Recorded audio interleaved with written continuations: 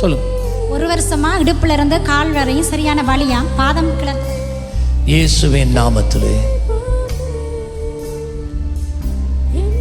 சுகமுண்டு, பலனுண்டு. உச்சந்தலையில இருந்து குதி கால் வரைக்கும் இயேசுவின் தெய்வீக சுகம் கடந்து செல்லுவதாக. முதுகெலும்பு வழியாக, இடுப்பு வழியாக, குதி கால் வரைக்கும். அப்பா என்ன ஆவைக்கு எப்படியா? உள்ளங்காலில் மட்டும் நோய். உள்ளங்காலில், பாதத்தில், கை.